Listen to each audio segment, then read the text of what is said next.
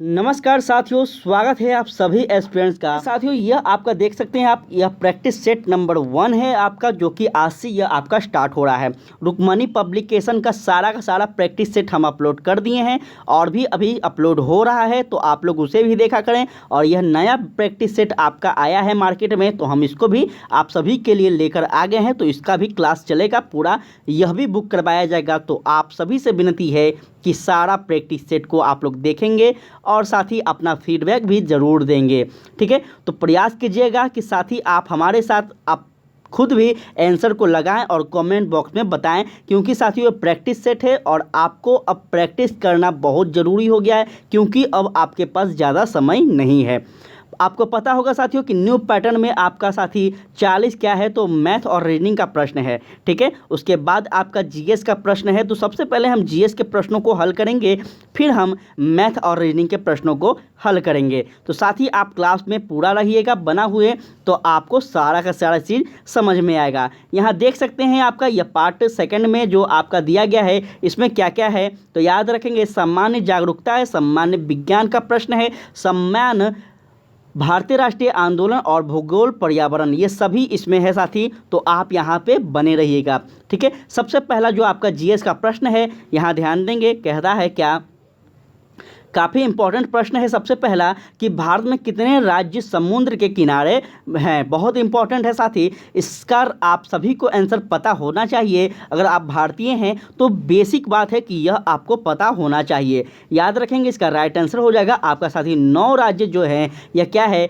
तो भारत के 9 राज्य जो हैं वह समुद्री किनारे पे बसे हुए हैं, ठीक है। इस बात को आप सभी लोग याद रखिएगा। कौन कितने राज्य हैं, तो 9 राज्य हैं ऐसे हैं जो समुद्र के किनारे बसे हुए हैं। वह राज्य कौन कौन हैं, तो यह भी याद रखेंगे साथी। सबसे पहला वो आपका गुजरात हो जाएगा, फिर साथियों आपका महाराष्ट्र हो जाएगा और आपका साथियों गोवा हो जाएगा। इस प्रकार से आप लोग याद रखेंगे। उड़ीसा है, उसके बाद आपका साथियों तमिलनाडु है, आंध्र प्रदेश है और आपका पश्चिम बंगाल है, ठीक है। तो ये सारे के सारे प्रश्नों को आप लोग याद रखेंगे, सारे उत्तर को याद रखिएगा।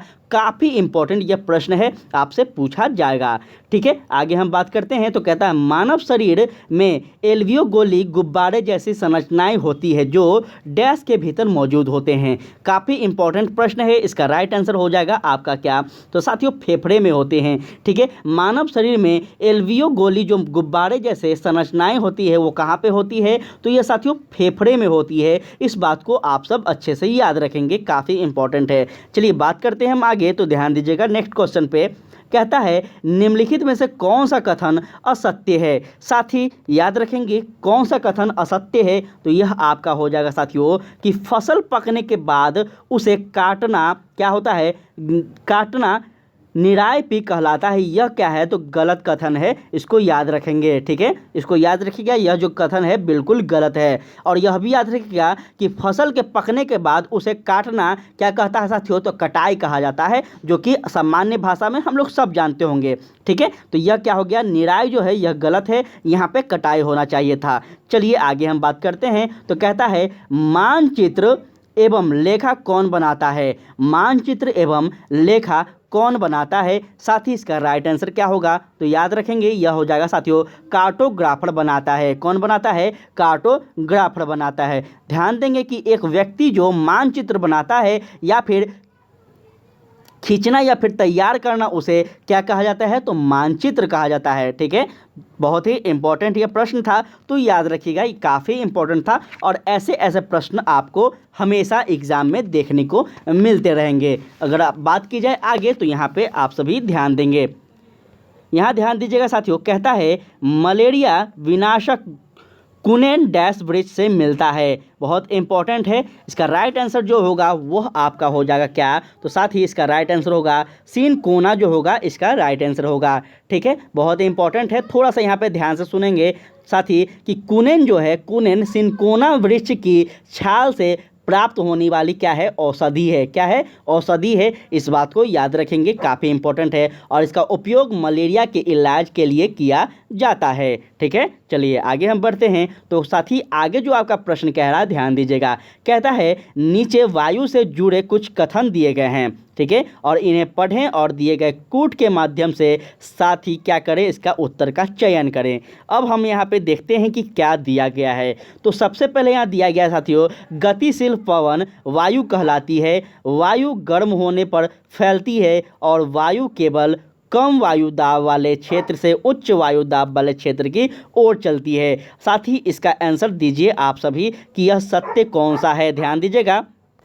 साथ ही इसका राइट आंसर हो जाएगा आपका ऑप्शन ए। साथियों ऑप्शन 1 हो जाएगा आपका ए और बी दोनों, ठीक है। ध्यान दीजिएगा कि वायु लगातार पृथ्वी के चारों ओर क्या होती है, घूमती रहती है, और इस गतिमान वायु को साथियों पवन कहा जाता है। ये बात आप लोग अच्छे ढंग से याद रखेंगे। जब एक क्षेत्र से दूसरे क्षेत्र में वायु दाब में अंतर होता है तो याद रखेंगे इसको क्या कहेंगे, पवन कहेंगे। वहीं अगर बात की जाए दूसरे ऑप्शन नंबर बी के बारे में तो याद रखिएगा, हवा साथियों गर्म करने पर क्या होती है, फैलती है, और ठंडा होने पर क्या होती है, सिकुड़ती है, ठीक है। तो इस प्रकार से आपका ऑप्शन नंबर 1 सही होगा। नेक्स्ट क्वेश्चन आपका कहता है घटपर्णी, जिसे हम पीचर प्लांट भी कहते हैं, कहता है घटपर्णी विषमपोषी क्यों होते हैं। साथ ही इसका राइट आंसर हो जाएगा आपका ऑप्शन नंबर जो 3 है। क्या होता है साथियों, उन्हें मृदा से नाइट्रोजन नहीं मिलता है, इसलिए वो क्या होते हैं, विषमपोषी होते हैं, याद रखेंगे। अगर बात की जाए इसके बारे में थोड़ा सा आप सभी यहाँ पे ध्यान से सुनिएगा कि साथियों घटपर्णी पौधा जो है यह आपका स्वपोषी और विषमपोषी 2 प्रकार के पौधे होते हैं, और पीचर प्लांट हरा होता है और इसे क्लोरोफिल कहा जाता है, यह भी याद रखेंगे। यह ग्लूकोज को संश्लेषित करता है और इसे प्रकाश संश्लेषण प्राप्त करता है, ठीक है। आगे हम बढ़ते हैं तो ध्यान दीजिएगा, नेक्स्ट जो आपका प्रश्न है यहाँ पे आप सभी ध्यान देंगे। साथियों यहाँ पे बहुत ही इंपॉर्टेंट क्वेश्चन आपके समक्ष है। कहता है चांगपा के बारे में निम्नलिखित में से कौन सा कथन असत्य है। चांगपा सबसे पहले क्या है, इस बात को आप सभी को पता होना चाहिए, ठीक है। जिस साथी को पता होगा वो जरूर से कमेंट बॉक्स में बताएंगे। इसका राइट आंसर जो होगा वो आपका हो जाएगा साथी ऑप्शन नंबर 3 जो है यह आपका राइट आंसर हो जाएगा। यह हमेशा एक जगह पर टिक कर रहने वाली क्या है, तो जनजाति है। इस बात को आप लोग अच्छे ढंग से याद रखेंगे। यह जो चांगपा है साथी यह क्या है, तो एक प्रकार की जनजाति है, याद रखिएगा, जो कि साथियों आपका कहाँ पे पाई जाती है, तो यह तिब्बत के क्षेत्र में पाई जाती है, ठीक है। बात करते हैं हम आगे अगर बात की जाए तो यहाँ पे ध्यान दीजिएगा। कहता है बिहार के संदर्भ में यह प्रश्न है कि बिहार राज्य की सीमा से किस देश की सीमा झांसा करती है या फिर जुड़ी हुई है। बहुत इंपॉर्टेंट ये क्वेश्चन है और इसका राइट आंसर हो जाएगा आपका नेपाल, ठीक है। साथियों उत्तर बिहार जो है वह उत्तर बिहार की ओर जो है वह आपका क्या है, तो अंतर्राष्ट्रीय सीमा झांसा करती है, इस बात को याद रखेंगे, और वह आपका नेपाल हो जाएगा, ठीक है। आगे हम बढ़ते हैं तो कहता है यहाँ पे ध्यान दीजिएगा कि राकेश ने कहा मुझे हिमालय पर चढ़ना है, मैं पहाड़ पर चढ़ने की ट्रेनिंग लेना चाहता हूँ। इसके लिए मैंने एक संस्था नेशनल इंस्टीट्यूट ऑफ माउंटेनियरिंग चयन किया। इस नामांकन के लिए राकेश को उत्तराखंड के किस जिले में जाना होगा। काफ़ी इंपॉर्टेंट है और आप सभी को पता होना चाहिए कि साथियों यह जो नेशनल इंस्टीट्यूट ऑफ माउंटेनियरिंग है यह कहाँ पे है, तो उत्तरकाशी में स्थित है। और इसकी स्थापना कब हुई थी यह भी बात आप सब लोग याद रखेंगे। साथ ही इसकी स्थापना आपका 14 नवंबर साथियों 1965 ईस्वी में की गई थी, ठीक है। इस बात को आप लोग अच्छे ढंग से याद रखिएगा तो आपके लिए बेहतर होगा।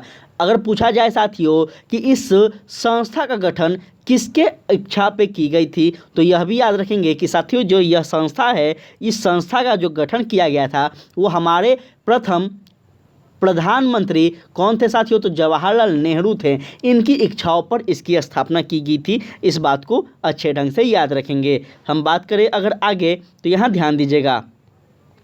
कहता है यहाँ पे कि प्राचीन काल, बहुत इंपॉर्टेंट क्वेश्चन है, प्राचीन काल में नाथुला का रास्ता किस नाम से जाना जाता था। यहाँ पे इसका राइट आंसर जो होगा वह होगा सिल्क मार्ग एवं पहाड़ी मार्ग दोनों के नाम से जाना जाता था। यह नाथुला कहाँ पे है, थोड़ा सा आप सब यहाँ पे समझिएगा साथियों कि भारत की ओर नाथुला दर्रा कहाँ है, तो गंगटोक से लगभग 54 किलोमीटर पूर्व में स्थित है। ठीक है, याद रखेंगे, बहुत इंपॉर्टेंट है। और यह भी याद रखिएगा कि यह साथियों यह दर्रा है एक प्रकार का जो कि चीन और भारत के बीच आपसी समझौता क्या करता है, स्थापित करता है। ठीक है, दर्रा क्या होता है यह आप सभी को पता होना चाहिए कि दो देशों के बीच साथियों, दो देशों के बीच जब बड़े बड़े पहाड़ होते हैं, पर्वत होते हैं, उस पर्वतों के बीच से, दो पर्वतों के बीच से कोई अंतर्राष्ट्रीय सीमाओं का क्या करता है, मार्ग प्रशस्त करता है, उसे दर्रा कहा जाता है। ठीक है, हम बात करें अगर आगे तो यहाँ ध्यान दीजिएगा, कहता है grand old man of India के रूप में किसे जाना जाता है। तो बहुत ही इंपॉर्टेंट क्वेश्चन है, यह आपका हो जाएगा राइट आंसर साथियों क्या, तो ऑप्शन 2 जो है आपका दादा भाई नौरोजी इनका राइट आंसर हो जाएगा। साथियों दादा भाई नौरोजी को ग्रैंड मैन ऑफ इंडिया के नाम से जाना जाता है, यह बात आप लोग अच्छे से याद रखेंगे। क्यों इनको जाना जाता है तो यह भी याद रखेंगे साथी कि स्वतंत्रता आंदोलन में जितने स्वतंत्रता सेनानी थे उन सभी सेनानियों में यह साथियों सबसे बुजुर्ग व्यक्ति थे। ठीक है, इसलिए इन्हें grand old man of India के नाम से जाना जाता है। सारे स्वतंत्रता आंदोलन के जितने भी नेता थे वो सभी इनका क्या करते थे, सम्मान करते थे। चलिए हम बढ़ते हैं आगे, तो कहता है यहाँ पे ध्यान दीजिएगा, कहता है खरपतवार के बारे में सही कथन चयन करें। अब ये खरपतवार क्या है उसको भी हम समझेंगे, पहले इसका चयन कर लेते हैं। इसका राइट आंसर क्या होगा तो याद रखेंगे यह आपका राइट आंसर हो जाएगा। साथ ही यहाँ पे ध्यान दीजिएगा, यहाँ पे आप सभी ध्यान देंगे, इसका राइट आंसर हो जाएगा आपका ऑप्शन नंबर 1 जो है साथियों क्या, ए और बी दोनों। ठीक है, अब चलिए ए और बी क्या है ध्यान दीजिएगा, यहाँ ध्यान दीजिएगा। ए कहता है खरपतवार बिना बोए अपने आप ही क्या होता है, खेतों में उग जाते हैं, यह कथन सत्य है। और दूसरा क्या है तो साथियों खरपतवार को खेत से निकाल कर क्या करती है, जरूरी होता है, खरपतवार को खेत से निकालना जरूरी होता है, इस बात को याद रखेंगे। अब क्या होता है खरपतवार, तो यह एक प्रकार का वीड होता है जो कि मूल रूप से अवांछित पौधे के कुछ पौधे के क्या पास उगते हैं। ठीक है, यह बात आप लोग याद रखेंगे। अगर बात की जाए साथ ही इसके बारे में तो यह भी याद रखेगा कि यह फसलों को दिए जाने वाले पानी और उर्वरक का उपयोग करके खेत के उत्पादन में काम में लाए जाते हैं, यह भी आप सब याद रखिएगा। चलिए बढ़ते हैं हम आगे, तो कहता है यहाँ पे ध्यान दीजिएगा कि अगर आपके कपड़ों ने आग पकड़ ली हो तो सुरक्षा की दृष्टि से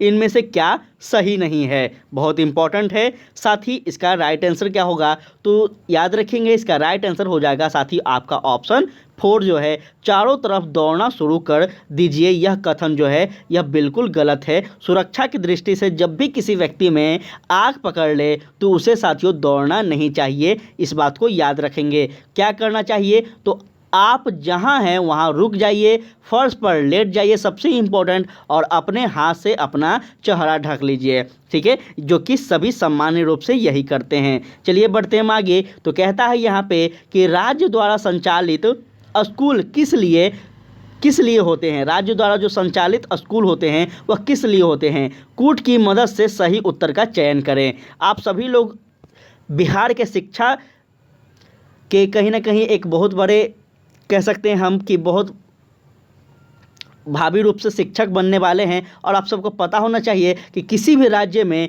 जो स्कूल का निर्माण होता है, स्कूल की स्थापनाएं होती हैं, वह किस उद्देश्य से होते हैं। तो इसका आंसर आप लोग खुद से दीजिएगा तो ज़्यादा बेटर होगा। इसका राइट आंसर हो जाएगा साथियों आपका ऑप्शन नंबर साथियों क्या हो जाएगा तो ऑप्शन नंबर 4 इसका राइट आंसर हो जाएगा, ए और डी। समझते हैं ए और डी क्या है साथियों। सभी बच्चों को पढ़ने लिखने का मौका मिलना चाहिए, जो कि यह क्या है तो लोक कल्याणकारी राज्य के अंतर्गत आता है। उसके बाद होता है कि सभी को एक दूसरे से कुछ ना कुछ सीखने का मौका मिले। ठीक है, यह भी आपका सही आंसर है, इसलिए आपका ए और डी सही हो जाएगा। बात करें आगे तो कहता है दार्जिलिंग किस राज्य में अवस्थित है। साथ ही इसका राइट आंसर क्या होगा तो इसका राइट आंसर होगा आपका पश्चिम बंगाल में अवस्थित है दार्जिलिंग, इसको याद रखेंगे। चलिए बात करते हैं आगे, तो कहता है बिहार के प्रथम मुख्यमंत्री कौन थे। बिहार के जो प्रथम मुख्यमंत्री थे साथी वह कौन थे तो याद रखेंगे श्री कृष्ण सिंह थे। ठीक है, इनको याद रखेंगे साथियों, श्री कृष्ण सिंह थे जो कि मुख्यमंत्री के रूप में इन्होंने 86 से साथियों 1961 तक क्या किया है, इनका शासनकाल रहा है। यह अपने पद पे कार्यभार रहे हैं। साथ ही इनका जन्म अगर पूछा जाए आपसे तो यह भी याद रखिएगा कि 21 अक्टूबर 1887 में हुआ था इनका जन्म। ठीक है, इस बात को आप लोग अच्छे से याद रखिएगा। नेक्स्ट प्रश्न है साथी आपका, यहाँ ध्यान दीजिएगा। कहता है मगध साम्राज्य की राजधानी थी। मगध साम्राज्य की जो राजधानी थी साथी, आप सभी को पता होगा कि वह राजगीर या फिर गिरिब्रज के नाम से जाना जाता था। ठीक है, इसी को बाद में पाटलिपुत्रा के नाम से भी जाना गया है, जो कि याद रखेगा। किसके द्वारा इसका स्थापना किया गया था, तो यह भी याद रखेंगे कि हर्यक वंश के शासक अजातशत्रु के द्वारा साथियों पाटलिपुत्र राजधानी को, नगर को स्थापित किया गया था। आगे हम बात करते हैं तो काफ़ी इंपॉर्टेंट क्वेश्चन यहाँ पे ध्यान दीजिएगा कि बढ़ई का काम जो हो मुख्य संबंधित क्या होता है, बहुत इंपॉर्टेंट है। और यहाँ इसको तो सभी लोग बता देंगे कि जो बढ़ई का काम होता है वो किससे संबंधित होता है, तो लकड़ी से संबंधित होता है, जिसे कारपेंटर भी कहते हैं। चलिए बढ़ते हैं हम आगे। तो यहाँ पे आप सब लोग ध्यान दीजिएगा, यहाँ ध्यान देंगे। कहता है साथियों 23.5 डिग्री उत्तरी अक्षांश का प्रचलित नाम है, वह कौन सा नाम है, तो याद रखेंगे इसका राइट आंसर हो जाएगा आपका साथी ऑप्शन नंबर 1, जो कि कर्क रेखा है। ठीक है, क्या है, कर्क रेखा है, याद रखेंगे। आप सभी को यह बात बताना है कि भारत के कितने राज्य से कर्क रेखा होकर गुजरती है, यह आपको बताना है कमेंट बॉक्स में। बहुत ही इंपॉर्टेंट है और सारे एग्जाम में पूछे जाते हैं। आगे बात करें तो कहता है निम्नलिखित में से कौन पानी के साथ घोल बनाता है। काफ़ी इंपॉर्टेंट प्रश्न है। इसका राइट आंसर जो होगा वो हो जाएगा आपका साथी ग्लूकोज।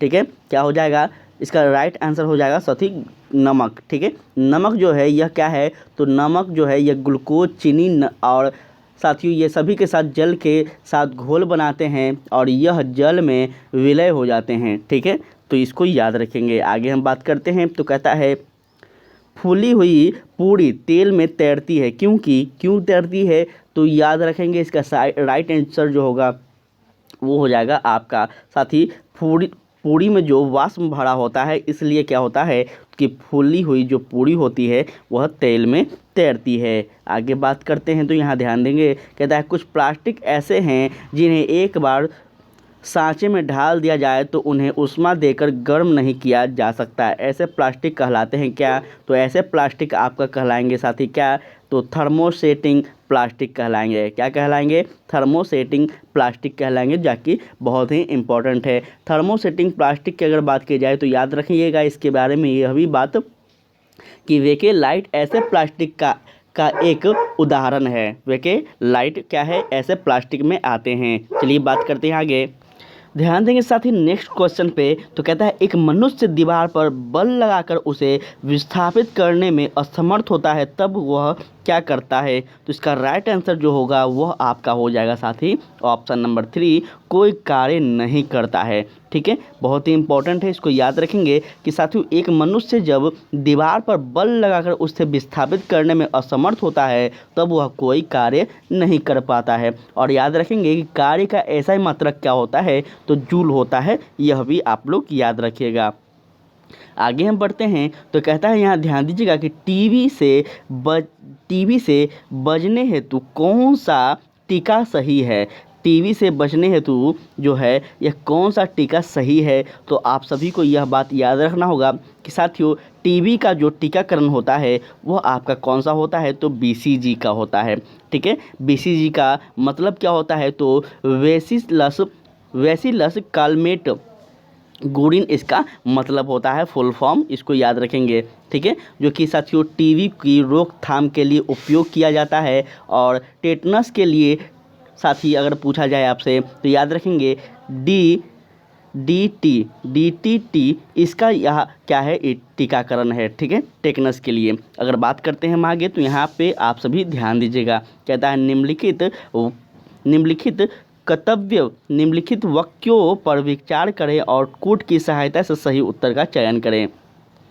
काफ़ी इंपॉर्टेंट क्वेश्चन है, थोड़ा सा यहाँ पे ध्यान देंगे तो आप सब बिल्कुल सही कर पाएंगे।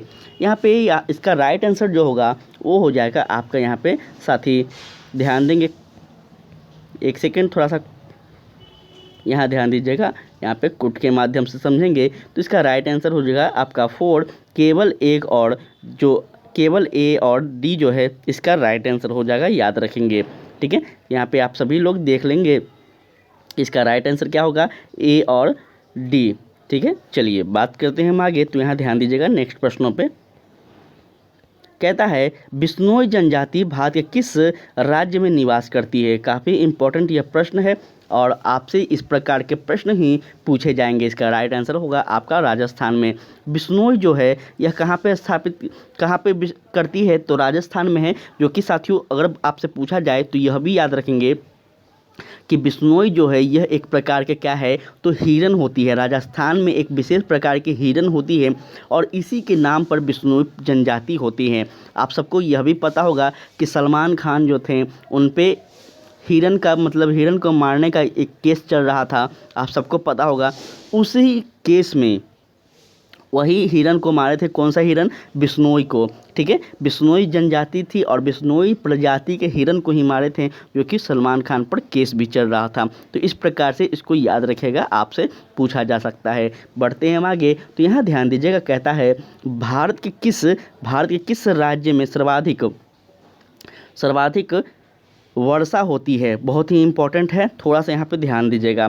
आपको यहाँ पे दिख नहीं रहा होगा साथी थोड़ा सा, लेकिन जब हम PDF देंगे ना तो आपको यहाँ पे क्लियर करके देंगे। ठीक है, चलिए यहाँ ध्यान देंगे। इसका राइट आंसर जो होगा वो हो जाएगा आपका साथियों मेघालय में जो है ये सबसे ज़्यादा वर्षा होती है। आपका नाम से ही पता चला होगा कि मेघालय मतलब मेघालय।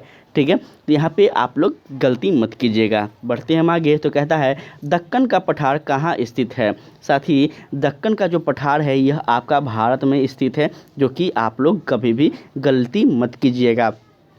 दक्कन का पठार जिसे विशाल प्रायद्वीपीय पठार के नाम से जाना जाता है और दक्षिण भारत में दक्षिण में स्थित है, यह भी याद रखेंगे।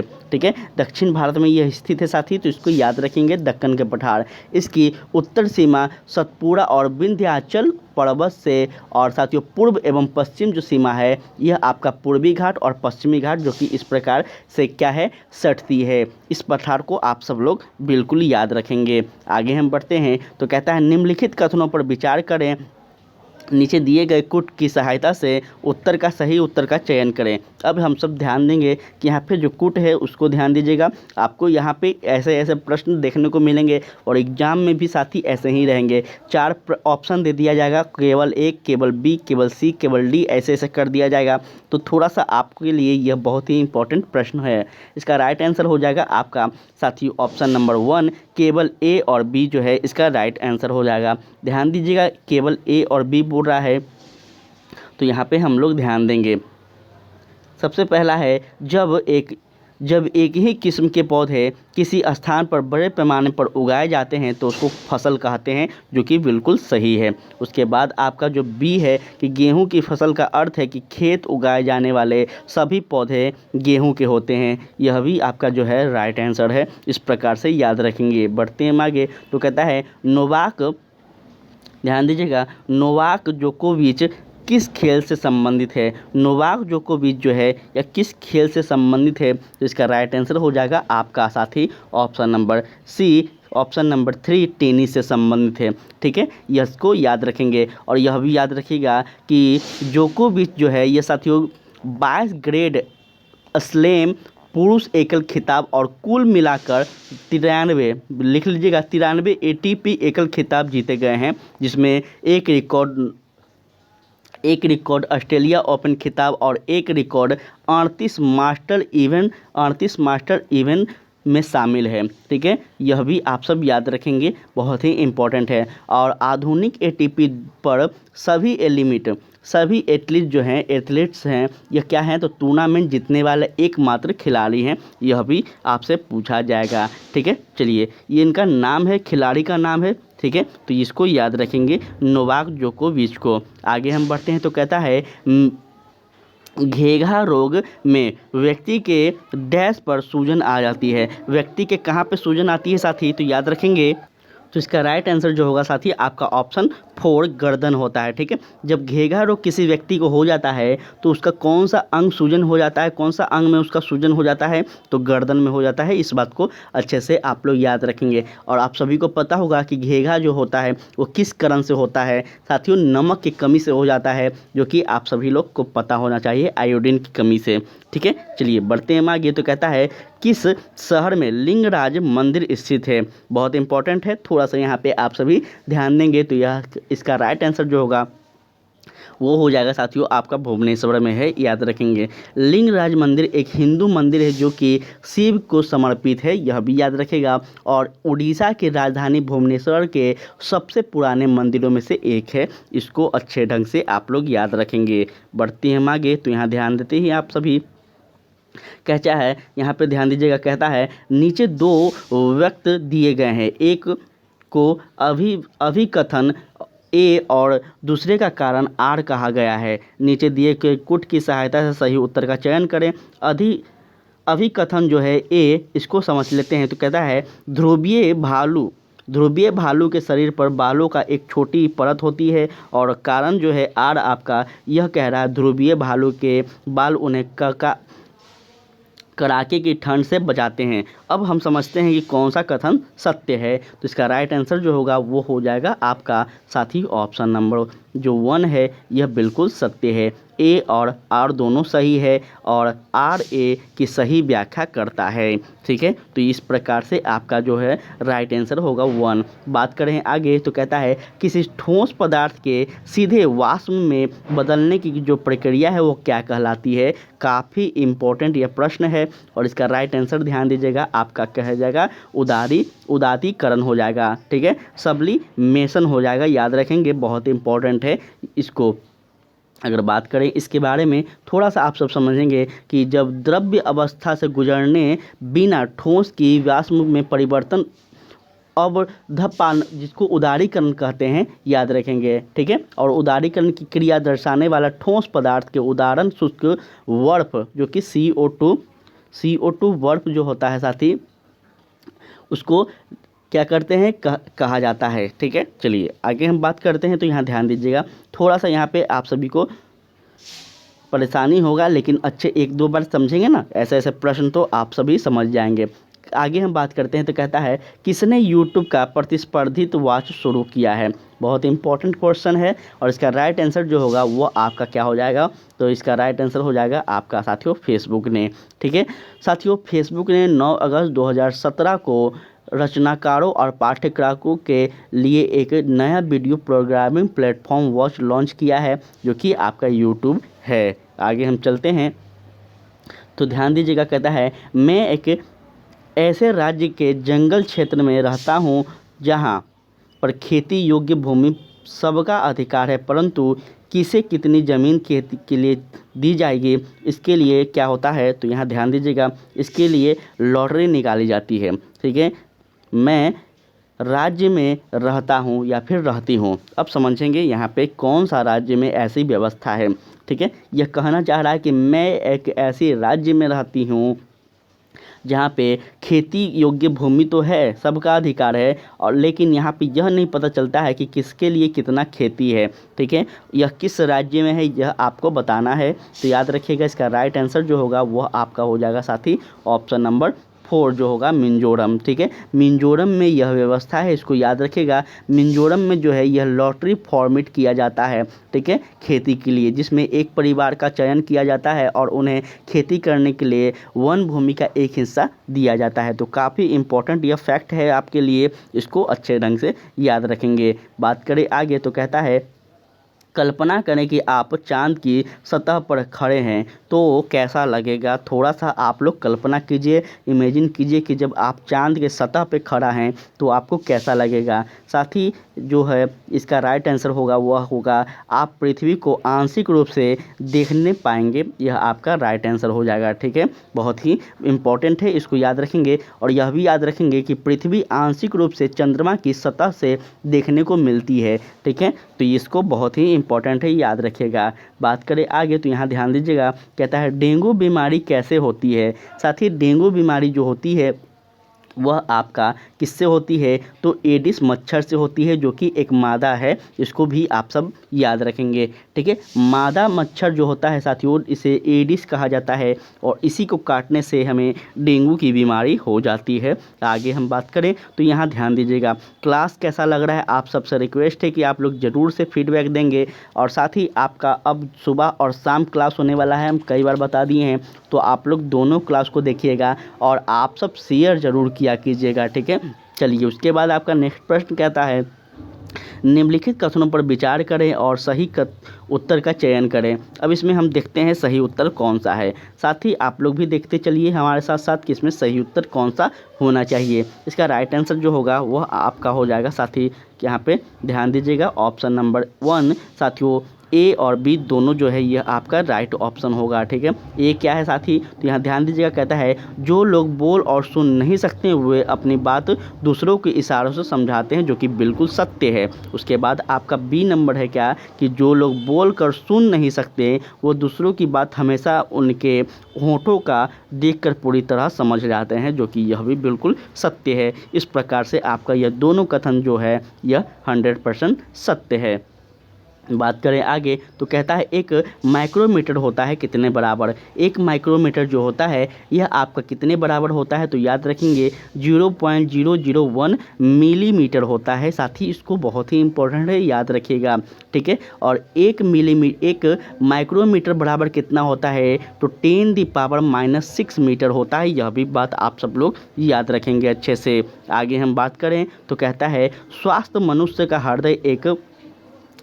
मनुष्य का हृदय 1 मिनट में लगभग कितनी बार धड़कते हैं। बहुत ही बेसिक यह प्रश्न है, इसको तो सभी लोग याद रखना चाहिए और यह कॉमन सा बात है कि सब क्लास 6-7 के बच्चे को याद रहता है। इसका राइट आंसर जो होगा वहाँ पे ध्यान दीजिएगा, तो इसका राइट आंसर हो जाएगा साथियों आपका 72, ठीक है। एक स्वस्थ व्यक्ति का जो हृदय है वह 1 मिनट में कितनी बार धड़कता है, तो 72 बार धड़कता है, जो कि बहुत ही इंपॉर्टेंट है, इसको याद रखेंगे। और मनुष्य के हृदय साथी गति को मापने वाला जो यंत्र होता है उसको कार्डियोग्राफ कहते हैं। यह भी बात आप लोग अच्छे से याद रखेंगे। तो 2 फैक्ट यहाँ पे आपको बताया गया है, जो कि अगर किसी भी प्रकार का आपका प्रश्न पूछा जाए तो आप सही करेंगे। आगे हम बात करें तो कहता है त्वरित संचालक ऊंचे भवनों को बचाता है। बहुत इंपॉर्टेंट है, त्वरित संचालक जो है ऊंचे भवनों को बचाता है। यह आपका सही आंसर क्या होगा, इसका राइट आंसर जो होगा वो होगा आपका साथी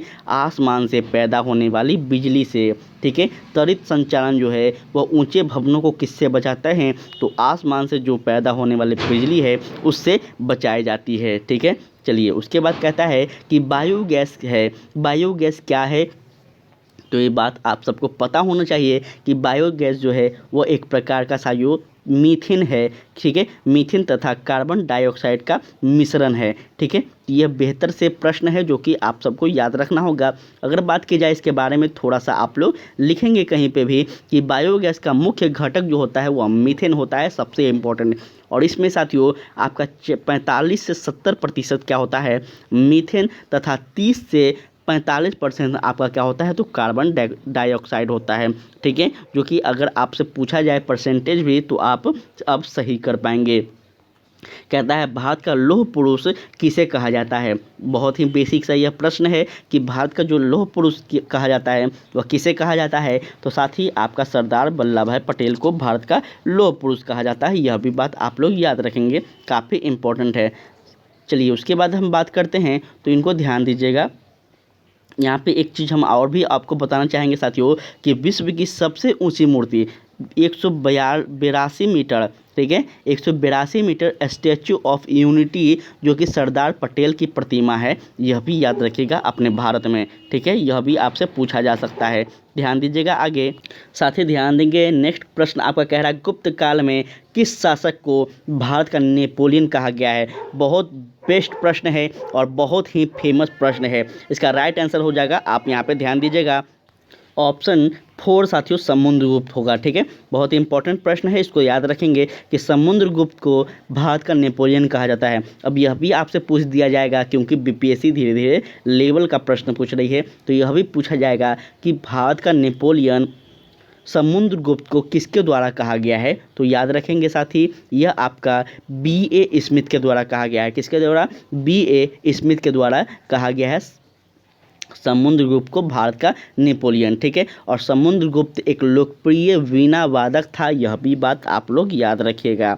बढ़ते हैं हम आगे, तो यहाँ आप सब लोग ध्यान से देखेंगे। कहता है नेक्स्ट क्वेश्चन आपका कि नीचे दो व्यक्ति दिए गए हैं, एक को अभिकथन ए और दूसरे को कारण कहा गया है। नीचे दिए गए कोड का सहायता से सही उत्तर चयन करें। समझिएगा, अभिव्यक्ति जो है यहाँ पे अभिव्यक्ति ए, कभी कभी से जुताई से पहले खेतों में खाद डाली जाती है, और कारण जो है यह जुताई के समय खाद डालने से खाद मिट्टी में भली भांति मिल जाती है। अब हम समझते हैं कि कौन सा कथन सत्य है। यहाँ पे ध्यान से आप लोग दीजिएगा, तो यहाँ पे आप बिल्कुल सही कर पाएंगे। इसका राइट आंसर जो होगा वो आपका कुट के माध्यम से आपका ऑप्शन ए हो जाएगा सही, कि ए और आर दोनों सही है और आर ए की व्याख्या करता है। ठीक है, तो इस प्रकार से आपका बिल्कुल सत्य आंसर है, याद रखेंगे। बात करें आगे, तो कहता है कौन सा ग्रह लाल ग्रह कहलाता है? बहुत ही बेस्ट क्वेश्चन है, आप सभी को यह प्रश्न पता होना चाहिए। देखिए कितना आसान क्वेश्चन पूछा गया है। थोड़ा सा भी अगर आप मेहनत कर लेते हैं तो इस बार पक्का आप लोग सुपर टेट क्लियर कर लेंगे। ठीक है, थोड़ा सा बस मेहनत करना है, मेहनत तो करना है, सिलेक्शन पाना है। तो याद रखिएगा, इसका राइट आंसर जो होगा वो आपका हो जाएगा ऑप्शन नंबर सेकंड। ठीक है, मंगल ग्रह को साथियों लाल ग्रह कहा जाता है क्योंकि यह बहुत गर्म होता है, इसको याद रखिएगा। ध्यान देंगे आप कि यहाँ पे ध्यान दीजिएगा, सब कहता है यहाँ पे कि मंगल ग्रह के बारे में अगर हम बात करें तो मंगल ग्रह को साथियों लाल ग्रह तो कहते हैं, और क्या कहते हैं? तो याद रखेंगे इसका 2 उपग्रह है, सभी का उपग्रह होता है, याद रखिएगा इसके भी 2 उपग्रह हैं। पहला उपग्रह इसका जो है वो आपका फोबोस कहलाएगा, और दूसरा उपग्रह है जो आपका डीमोस कहलाएगा। ठीक है, अगर हम बात करते हैं तो ध्यान दीजिएगा, कहता है बिहार बंगाल से कब पृथक हुआ था? साथ ही बिहार और बंगाल का जो पृथकीकरण हुआ था यह कब हुआ था? तो इसका राइट आंसर हो जाएगा आपका साथियों 1912 ईस्वी में हुआ था।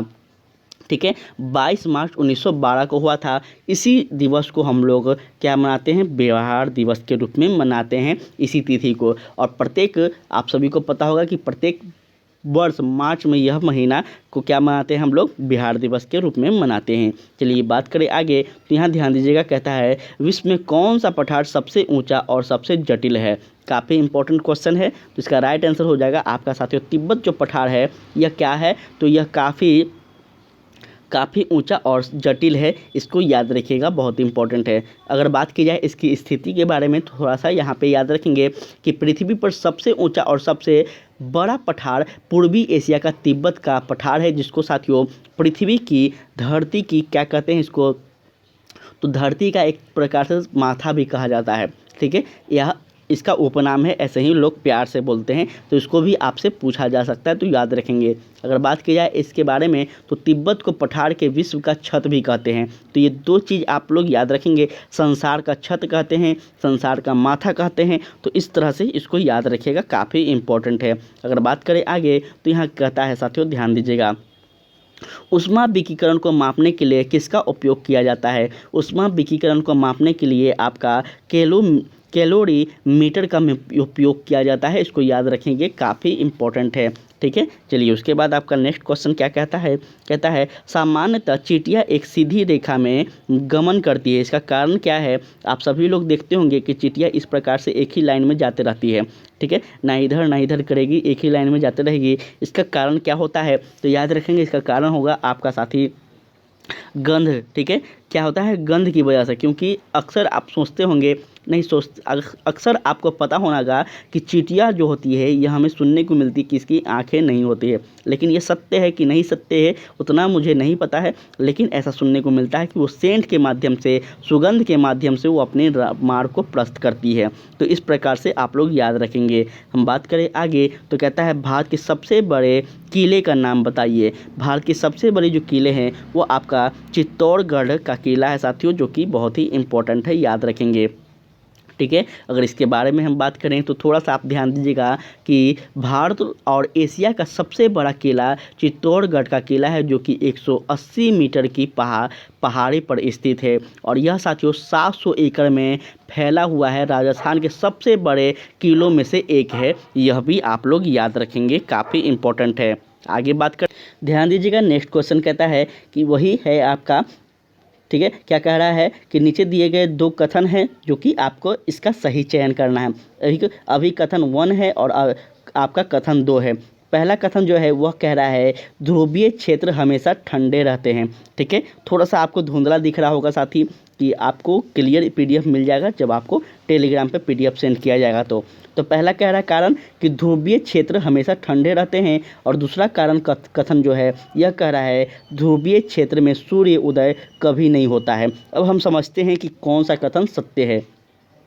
तो इसका राइट आंसर जो होगा वो आपका हो जाएगा साथियों, क्या इसका राइट आंसर हो जाएगा आपका ऑप्शन नंबर 3 जो है ए सही है, परंतु आर गलत है, यह आपका सही है, ठीक है। अब हम समझते हैं इसके बारे में थोड़ा सा डिटेल में, ध्यान दीजिएगा इसके बारे में। यहाँ पे आप लोग आंसर को ना देखें, अब मेरे बातों को सुने, ठीक है साथियों। जो यहाँ पर बोला जा रहा है उत्तरी ध्रुव और दक्षिणी ध्रुव दो प्रकार की होती है, ठीक है, यहाँ याद रखेंगे। इस प्रकार को पृथ्वी को उत्तरी ध्रुव और दक्षिणी ध्रुव में बांटा गया है साथियों, जो कि ऊपर वाले को क्या कहते हैं तो अटलांटिक कहते हैं, ठीक है। ऊपर वाले को क्या कहेंगे, अटलांटिक कहेंगे, और नीचे वाले को साथियों अटलांटिक कहेंगे, जो कि दक्षिणी ध्रुव है। ये दोनों ही बहुत ठंडे होते हैं क्योंकि इनमें बहुत कम सीधी धूप पड़ती है, इस वजह से, ठीक है। और गर्मी के बीच में साथियों सूर्य हमेशा क्षितिज पर नीचा दिखता है, यह भी बात आप लोग याद रखिएगा। तो उम्मीद करते हैं कि आपको यह चीज़ समझ में आया होगा।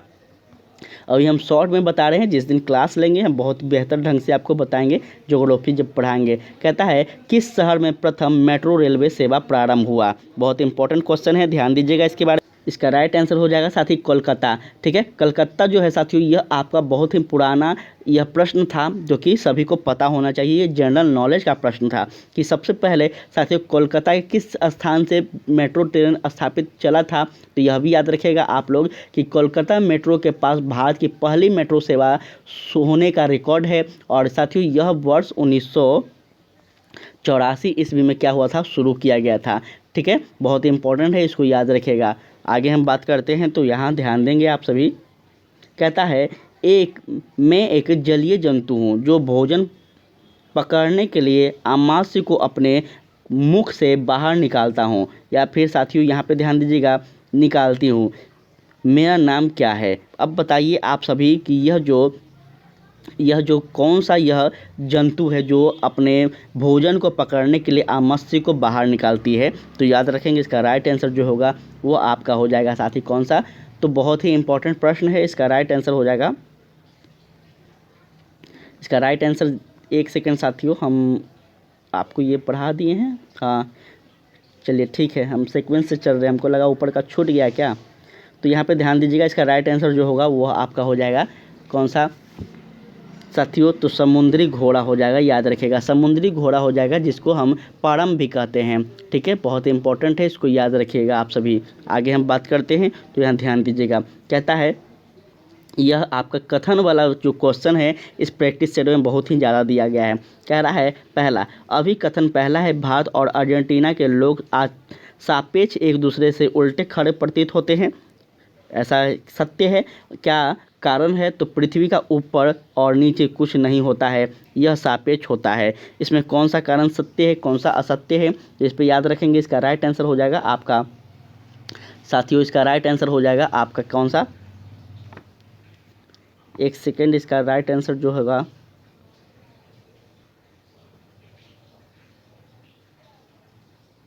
इसका राइट आंसर हो जाएगा आपका साथियों ऑप्शन नंबर 1 जो है इसका राइट आंसर हो जाएगा, ठीक है। यहाँ ध्यान दीजिएगा 1 जो है आपका राइट आंसर हो जाएगा।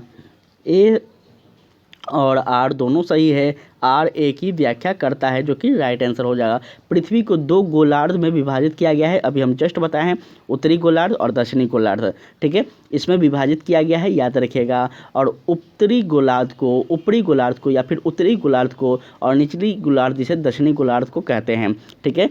स्पष्ट रूप से परिभाषित नहीं किया गया है, जो कि यह गोलार्ध सापेक्ष होता है। इसमें याद रखिएगा, स्पष्ट रूप से इसको परिभाषित नहीं किया गया है। हम बात करें आगे तो कहता है परम क्या है। परम जो है यह क्या है, तो इसका राइट आंसर हो जाएगा साथियों, परम जो है यह क्या है, तो यह कंप्यूटर है। परम जो है यह क्या है, कंप्यूटर है। याद रखिएगा, इंपॉर्टेंट क्वेश्चन है, आपसे पूछा जाएगा। आगे हम बात करें तो कहता है मधुबनी चित्रकला के बारे में कुछ व्यक्त दिए गए हैं, इनमें से सही कथन कौन सा है, चयन करें। साथियों, यह बिहार का बहुत ही फेमस और एक गौरवान्वित होने वाला चित्रकला है।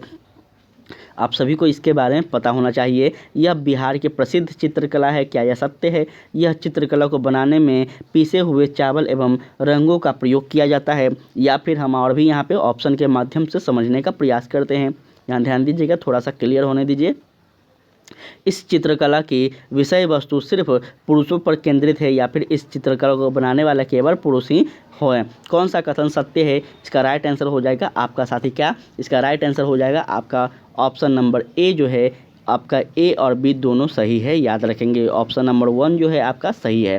ठीक है, चलिए उसके बाद आपका 100 नंबर क्वेश्चन पे हम पहुंच गए हैं। आप बताइएगा कि आपने 100 में से कितने स्कोर किया है, आप कितना क्वेश्चन सही कर पाए हैं, यह आपको बताना है साथियों। बहुत ही इंपॉर्टेंट, क्योंकि यह प्रैक्टिस सेट है और यह मुझे लगता है अब अंतिम प्रैक्टिस सेट होगा।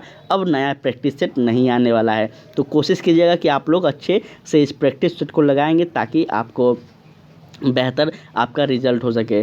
कहता है नीचे दो कथन है, फिर से वही चीज़ है, कथन 1 कथन 2। कहता है पहला कथन ब्रेल लिपि में मोटे कागज़ पर उभरे हुए बिंदु बने होते हैं। दूसरा है उभरे होने के कारण उन्हें ब्रेल लिपि छूकर पढ़ा जा सकता है। इसमें कौन सा कथन सही है? तो इसका राइट आंसर हो जाएगा साथियों आपका ऑप्शन नंबर 1 जो है, कथन 1 और कथन 2 दोनों सही है। इस बात को याद रखेंगे। अगर बात की जाए इसके बारे में, थोड़ा सा ध्यान दीजिएगा कि ब्रेल लिपि में मोटे कागज़ पर उभरे हुए बिंदुओं को पंक्तियाँ बनाई जाती है, और यह लिपि साथियों 6 बिंदुओं पर आधारित होती है। कितने बिंदु पर? 6 बिंदुओं पर आधारित होती है। इसको याद रखेंगे आप सब, ध्यान देंगे। नेक्स्ट क्वेश्चन कहता है फिर से वही कथन 1 कथन 2 है। पहला कथन है निम्न दाब पर कार्बन डाइऑक्साइड द्रव्य के रूप में सिलेंडर में भरी जाती है। सिलेंडर से छोड़े जाने पर CO2 बहुत अधिक फैल जाती है और ठंडी हो जाती है। तो कौन सा कथन सत्य है, यह बताइए आप सभी। इसका राइट आंसर हो जाएगा आपका ऑप्शन 4। साथियों कथन 1 जो है गलत है, परंतु कथन 2 जो है यह सही है।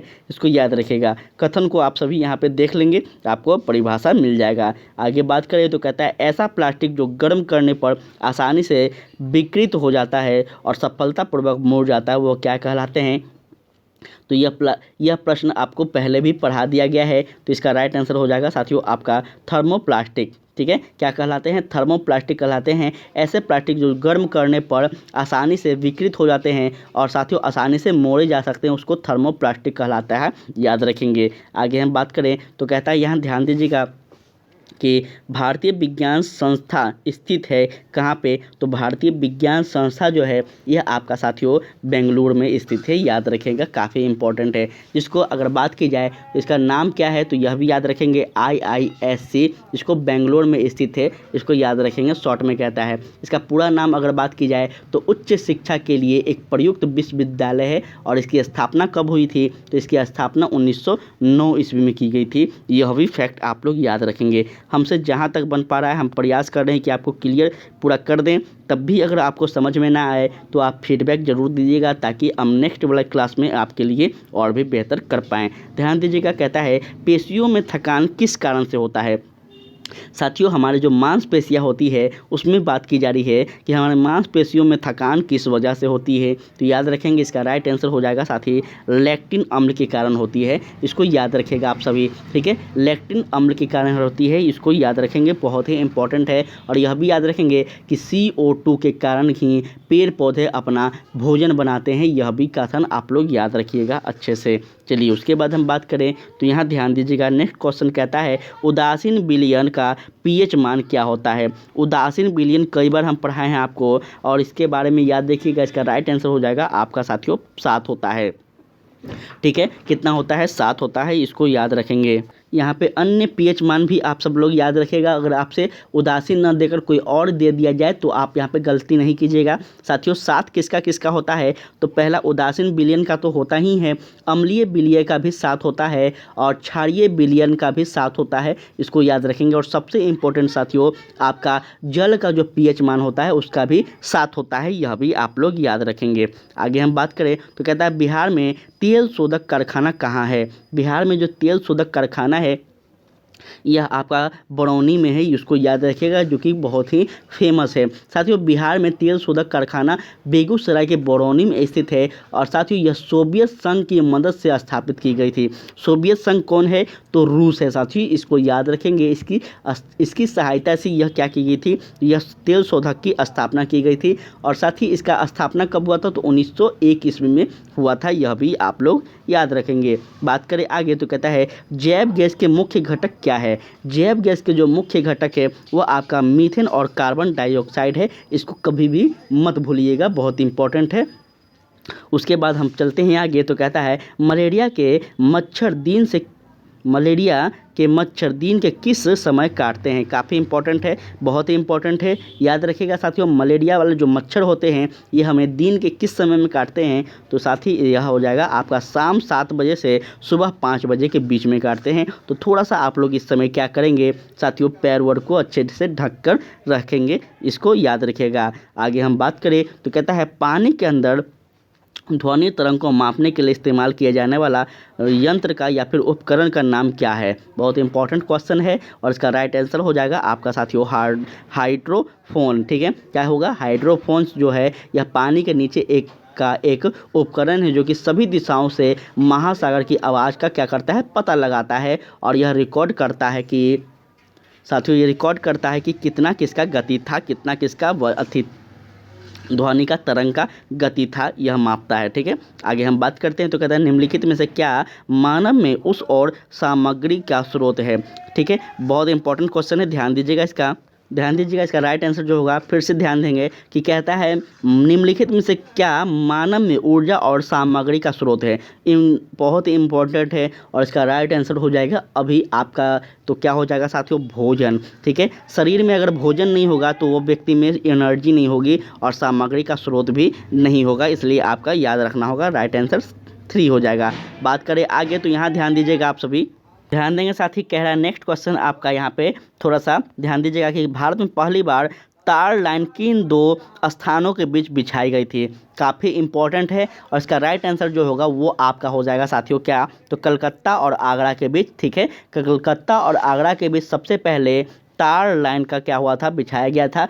कब बिछाया गया था, तो साथियों यह भी याद रखिएगा कि अक्टूबर 1891 ईस्वी में। ठीक है, कब, अक्टूबर 1891 ईस्वी में कलकत्ता और साथियों डायमंड हार्बर के बीच हुगली के व्यस्त शिपिंग मार्गों के साथ खोला गया था और कलकत्ता से आगरा के लिए पहली टेलीग्राफ लाइन जो कि 1894 में खोली गई थी, यह भी आप सब अच्छे से याद रखेंगे। नेक्स्ट क्वेश्चन कहता है कि नीचे जंगल अधिकार कानून से जुड़े कथन दिए गए हैं, दिए गए कथनों को सहायता से सही उत्तर चुनें। अब हम यहाँ पे समझते हैं। पहला कथन कह रहा है यह कानून 2009 में पारित किया गया था। उसके बाद दूसरा कानून यहाँ पे हम लोग देखते हैं, कहता है इस कानून के अनुसार जो लोग कम से कम 50 साल से जंगल में रह रहे हैं उनका जंगल की ज़मीन पर हक है। और तीसरा है आपका जंगल बचाने का काम ग्राम सभा का होता है। इसमें से कौन सा कथन सही है, आप सभी को इस कोड के माध्यम से चुनना है। इसका राइट आंसर जो होगा वो हो जाएगा साथियों कौन सा, तो ये इसका राइट आंसर हो जाएगा केवल सी। ठीक है, केवल सी क्या है कि जंगल बचाने का काम जो है यह ग्राम सभा को है, इसका अधिकार 2009 में दिया गया था। आगे हम बात करें तो कैसा है यहाँ पे साथियों, फिर से अभी कथन है, तो यहाँ देखिएगा कथन को समझेंगे कि लोग एक अंतरिक्ष यान में भी पृथ्वी के खिंचाव की महसूस करते हैं और कारण जो है अंतरिक्ष यान पृथ्वी के चारों ओर घूमता है। इसका कौन सा कथन सत्य होगा, तो इसका राइट आंसर हो जाएगा आपका, इसका राइट आंसर हो जाएगा साथियों आपका ऑप्शन नंबर 4 क्या है, ए गलत है परंतु आर क्या है, सही है। ठीक है, इसको याद रखिएगा कि अंतरिक्ष यान में पृथ्वी के खिंचाव का अनुभव नहीं होता है। ऐसा इसलिए क्योंकि अंतरिक्ष यान पृथ्वी के चारों ओर चक्कर लगाता रहता है, इसलिए महसूस किया जाता है, बल्कि ऐसा होता नहीं है। आगे हम बात करें तो यहाँ पे ध्यान दीजिएगा, कहता है ऑस्ट्रेलिया में एक पेड़ पाया जाता है जिसमें पत्ती बहुत कम भी पाई जाती है। इसकी जड़ जमीन में गहरी जाती है जब तक कि पानी तक न पहुंच जाए।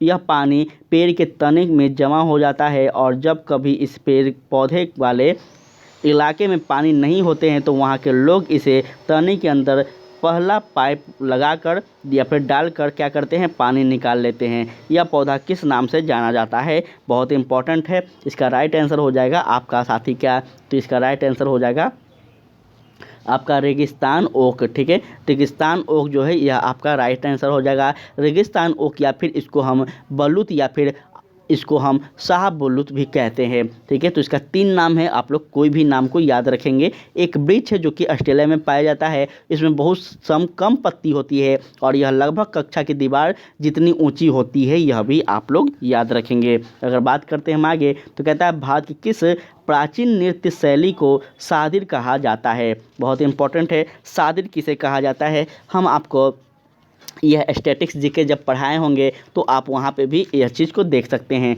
सादिर किसे कहा जाता है। तो इसका राइट आंसर जो होगा वो आपका हो जाएगा साथियों क्या, इसका राइट आंसर हो जाएगा आपका ऑप्शन नंबर 3 भरतनाट्यम जो है यह क्या है साथियों, इसको सादिर के नाम से भी जाना जाता है।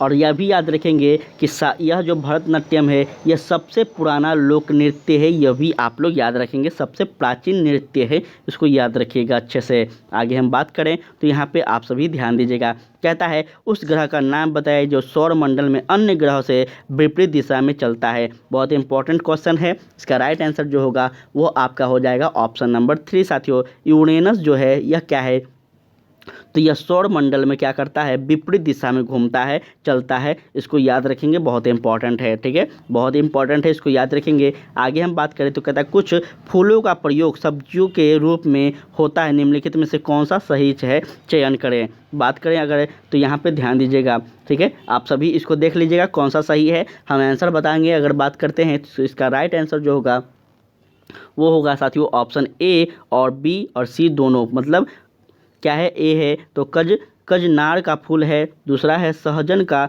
फूल है और तीसरा है केले का फूल। इन तीनों का सब्जी में प्रयोग किया जाता है, यह बिल्कुल सत्य है। ठीक है, आप सभी अगर इसमें से सब्जी कोई भी खाए होंगे तो आपको बिल्कुल पता होना चाहिए। अगर बात करते हैं हम आगे तो कहता है आप एक ऐसी जगह घूमने गए हैं जहां आपको नारियल तेल में बनी हुई समुंदर की मछली, सॉरी साथी समुंदर बोल दिए, उसके लिए क्षमा चाहेंगे। आप एक ऐसी जगह घूमने गए हैं जहां आपको नारियल तेल में बनी हुई समुंदर, सही है, समुंदर की मछली परोसी गई है, तो बताइए आप किस जगह घूमने गए हैं। साथियों समुंदर कहाँ पे है, तो इसका बिल्कुल सत्य है, आपका पश्चिम बंगाल में भी समुंदर है, गोवा में भी है, तो इसका राइट आंसर क्या हो जाएगा, इसका राइट आंसर जो होगा वो हो जाएगा आपका साथी कौन सा, तो गोवा हो जाएगा खास करके। ठीक है, इसको याद रखेंगे, बहुत ध्यान देंगे। नेक्स्ट क्वेश्चन कहता है किसने कहा असंभव शब्द मूर्खों की डिक्शनरी में पाया जाता है। यह बहुत ही फेमस कथन है और यह बहुत लोग बड़े बड़े डिंग हाँकते हैं तो वो भी लोग बोलते रहते हैं, हम इनको नहीं बोल रहे हैं, जो बड़े बड़े डिंग हाँकते हैं वो भी बहुत लोग ऐसा ऐसा बात बोलते हैं। तो इसका जो राइट आंसर हो जाएगा आप जान लीजिए यह कथन किनके द्वारा कहा गया है। यह कथन जो है ये आपका साथियों नेपोलियन के द्वारा कहा गया है। नेपोलियन वैसे भी महान थे, इसमें कोई डाउट नहीं है कि नेपोलियन महान इनको कहा ही जाता है। ठीक है, इनके द्वारा एक कथन कहा गया है कि जो केवल मूर्खों के शब्द कोश में पाया जाता है। ठीक है, यह क्या है, मूर्खों के शब्द कोश में पाया जाता है, क्या कि असंभव शब्द है यह मूर्खों के डिक्शनरी या फिर शब्दकोश में पाया जाता है। अर्थात यह जो नेपोलियन थे इनके लिए कोई भी कार्य क्या था, असंभव नहीं था। ठीक है, और यह बात सत्य है कि असंभव कोई भी कार्य नहीं होता है, बस डिपेंड यह करता है कि हम कितने ज़्यादा उस पर समर्पित हैं, हम कितना ज़्यादा सेक्रीफाई कर सकते हैं और हम ये कितना ज़्यादा उसके लिए समय दे सकते हैं, यह इम्पोर्टेंट होता है। आपका अंतिम यह प्रश्न है साथियों 120, ध्यान दीजिएगा, यह भी आपका कथन 1 कथन 2 है। कथन पहला कह रहा है पर्याप्त ऊंचाई पर वायु इतनी ठंडी हो जाती है कि इसमें उपस्थित जल संघनित होकर छोटी छोटी जल की बूंद जिसमें जल कणिका कहते हैं यह परिणत हो जाती है। और सेकंड कथन कहता है छोटी जल कणिका जो कि वायु में तैरती रहती है हमें बादलों के रूप में दिखाई देती है। कौन सा कथन सत्य है? इसका राइट आंसर हो जाएगा आपका साथियों ऑप्शन नंबर 1 जो है कथन ए क्या है और कथन 2 दोनों क्या है, सही है। इसको याद रखेंगे, काफ़ी इंपॉर्टेंट है। ठीक है, जैसे जैसे हम पृथ्वी की सतह से ऊपर जाते हैं यह ठंडी होती जाती है, याद रखेंगे। और जब हवा ऊपर की ओर चलती है तो साथियों ठंडी होते रह जाती है। ठीक है, पर्याप्त ऊंचाई से हवा, यहाँ पे ध्यान दीजिएगा, पर्याप्त ऊंचाई से हवा इतनी ठंड हो जाती है कि उसमें मौजूदा जल वाष्प संघनीय होकर पानी की छोटी छोटी बूंद को क्या कर दिए साथियों, धारण कर लेती है और जिन्हें हम बूंद कहते हैं, जिन्हें हम क्या कहते हैं, बूंद कहते हैं। इसको याद रखेंगे। तो इस प्रकार से आपका पूरा 120 क्वेश्चन जो है यह समाप्त होता है साथी। अब हम जीएस के प्रश्नों, अब हम मैथ और रीजनिंग के क्वेश्चन को हल करेंगे साथी। मैथ और रीजनिंग का जो क्वेश्चन है ये आपको हम जल्दी हम बता देते हैं आंसर। इसका पीडीएफ आप सभी को मिल जाएगा टेलीग्राम पे, तो आप लोग घर पे बैठकर साथ ही इसको बनाइएगा। ठीक है, चलिए हम इसका आंसर बता देते हैं आप सभी को। ध्यान दीजिएगा, यहाँ पे सबसे पहला जो आंसर कह रहा है यहाँ पे ध्यान देंगे, 1 सेकेंड रुक जाइएगा आप सभी लोग। यहाँ पे सबसे पहला जो आपका क्वेश्चन है साथी, इसका राइट आंसर जो होगा वो आपका हो जाएगा साथी क्या, तो ऑप्शन नंबर 2 इसका राइट आंसर हो जाएगा। सेकंड इसका राइट आंसर हो जाएगा, याद रखेंगे, इसका बहुत ही इंपॉर्टेंट है। अगर बात की जाए आगे हम तो इसका सेकंड हो जाएगा आपका। और क्वेश्चन नंबर 2 का जो होगा इसका राइट आंसर क्या होगा, तो थोड़ा सा यहाँ पे ध्यान दीजिएगा साथियों कि क्वेश्चन नंबर 2 का जो राइट आंसर होगा यह आपका हो जाएगा ऑप्शन नंबर यहाँ पे साथियों 2। ठीक है, उसके बाद क्वेश्चन नंबर 3 का भी आपका 2 हो जाएगा। क्वेश्चन 4 का आपका मैथ और रीजनिंग का यह हम इसलिए सॉल्व नहीं करवाते हैं क्योंकि क्लास काफ़ी ज़्यादा बड़ा भी हो सकता है। और दूसरा नंबर है कि साथियों इसको आप जितना अभ्यास करेंगे उतना बेस्ट होगा, क्योंकि मैथ और रीजनिंग का जो प्रश्न है वो अभ्यास पे होता है। अभ्यास करना बहुत ज़रूरी है, तभी आप एग्ज़ाम को क्वालिफाई कर पाएंगे। उसके बाद हम बात करें अगर क्लास 3rd नंबर क्वेश्चन की, तो इसका क्या होगा, आंसर बी होगा, ऑप्शन नंबर 2 होगा। अगर 4 की बात की जाए तो 4 का क्या होगा साथियों, 1 होगा 4 का। 5 का आपका क्या होगा, तो 5 का आपका यहाँ ध्यान दीजिएगा, 5 का आपका क्या होगा, 3 होगा। ठीक है, 5 का क्या होगा, 3 होगा। 6 का अगर बात की जाए तो 6 का आपका ऑप्शन नंबर 2 होगा। 7 की अगर बात की जाए तो यहाँ ध्यान देंगे, 7 का आपका 1 होगा। 8 का अगर बात की जाए तो 8 का आपका क्या होगा, 8 का आपका हो जाएगा ऑप्शन नंबर 1 हो जाएगा। ठीक है, 8 का ऑप्शन नंबर 1 हो जाएगा। 9 का आपका ऑप्शन नंबर 3 हो जाएगा। और 10 का अगर बात की जाए तो 10 का आपका ऑप्शन नंबर क्या हो जाएगा साथियों, 10 का आपका ऑप्शन नंबर 3 हो जाएगा। ठीक है, इस प्रकार से आप सभी बनाते चलिएगा तो बेहतर होगा। और आप सभी से रिक्वेस्ट है कि हम एक टेलीग्राम ग्रुप बना रहे हैं जिस पे आप सभी का ये आंसर को हम चेक करेंगे। अगर आप लोग फीडबैक देते हैं तो आपका बेस्ट तरीक़ा से मार्गदर्शन पूरा किया जाएगा। साथियों 11 नंबर का जो है आंसर है यह आपका हो जाएगा साथियों 11 वर्ष। ठीक है, चलिए आगे हम बात करें तो यहाँ ध्यान दीजिएगा आप सभी लोग। 12 नंबर क्वेश्चन की अगर बात की जाए तो इसका राइट आंसर जो होगा वो होगा आपका साथियों ऑप्शन नंबर 2। ठीक है, 13 नंबर की अगर बात की जाए तो इसका आपका राइट आंसर होगा ऑप्शन 1। 14 की अगर बात की जाए तो इसका राइट आंसर होगा आपका ऑप्शन 1। 15 की अगर बात की जाए तो इसका राइट आंसर होगा आपका ऑप्शन 2।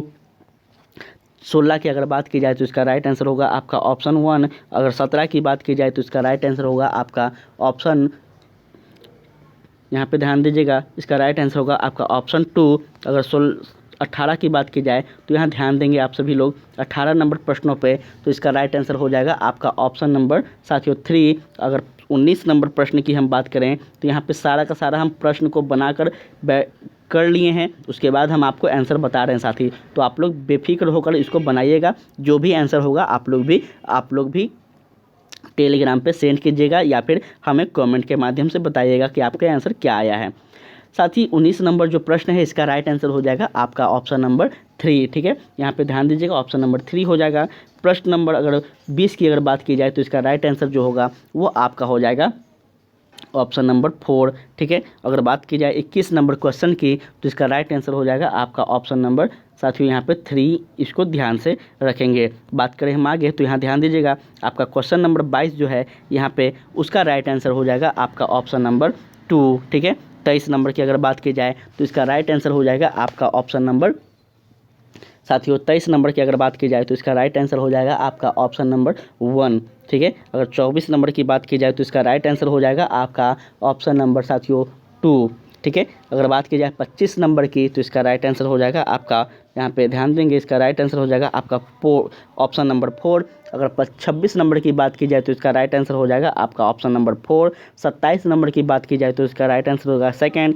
अगर बात की जाए आगे तो ध्यान दीजिएगा 28 नंबर क्वेश्चन की, इसका राइट आंसर हो जाएगा आपका ऑप्शन 1। 29 की अगर बात की जाए तो 29 का आपका जो आंसर होगा यह आपका हो जाएगा साथियों ऑप्शन नंबर 3। और आपका 30 नंबर जो प्रश्न है इसका अगर बात की जाए तो इसका आप सभी को PDF पर आपसे रिक्वेस्ट है कि PDF ले लेंगे और आप लोग ज़रूर से बनाइएगा, ठीक है। 30 नंबर की अगर बात की जाए तो इसका राइट आंसर होगा आपका ऑप्शन नंबर 3। 31 नंबर की अगर बात की जाए तो 31 का क्वेश्चन का होगा आपका ऑप्शन 4, ठीक है। 31 का क्वेश्चन आपका 4 हो जाएगा, यहाँ ध्यान दीजिएगा 31 का 4 हो जाएगा। 32 का आपका 3 हो जाएगा। 33 नंबर की अगर बात की जाए तो 33 नंबर का आपका 3 हो जाएगा। अगर 34 नंबर की क्वेश्चन की बात की जाए तो यहाँ ध्यान दीजिएगा आप सभी लोग 34 नंबर प्रश्नों पे यहाँ पे आप सब लोग इसका राइट आंसर हो जाएगा आपका ऑप्शन 1। 35 नंबर क्वेश्चन की अगर बात करें तो इसका राइट आंसर होगा आपका ऑप्शन नंबर 3। 36 नंबर क्वेश्चन की अगर बात करें तो इसका राइट आंसर जो होगा वो हो जाएगा आपका यहाँ पे साथियों ऑप्शन नंबर 3।